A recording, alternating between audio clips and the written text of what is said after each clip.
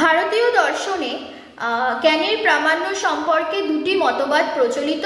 একটা হলো শতপ্রামাণ্যবাদ আর একটা হলো পরতপ্রামাণ্যবাদ। এই শতপ্রামাণ্যবাদের প্রবর্তক হলো মীমাংসকগণ আর পরতপ্রামাণ্যবাদের প্রবর্তক হলো নৈয়ায়িকগণ।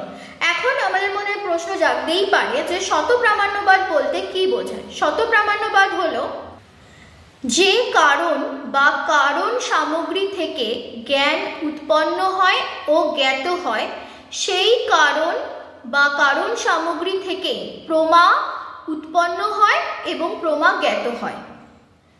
অতএব এই জ্ঞানটি প্রামাণ্য শতসিদ্ধ বোঝাচ্ছে, তাই সেটাকে বলা হয় শতপ্রামাণ্যবাদ, বা এই জ্ঞানের প্রমাণটা হচ্ছে শতসিদ্ধ, তাই তাকে বলা হয় শতপ্রামাণ্যবাদ।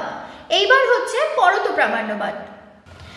যে কারণ বা কারণ সামগ্রী থেকে জ্ঞানের উৎপত্তি এবং জ্ঞান গোপ্তি হয়, সেই কারণ বা কারণ সামগ্রী থেকে প্রমা উৎপন্নও হয় না, সেটি গোপ্তিও হয় না।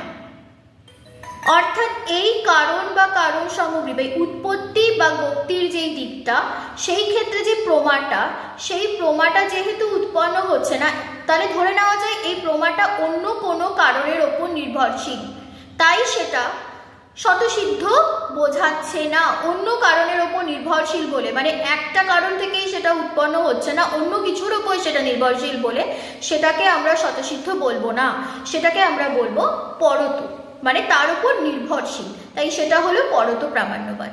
তাহলে বোঝা গেল শতপ্রামাণ্যবাদ আর পরতপ্রামাণ্যবাদ। শতপ্রামাণ্যবাদ হচ্ছে মীমাংসকগণরা তার প্রবর্তক, আর পরতপ্রামাণ্যবাদ হচ্ছে নৈয়ায়িকগণ।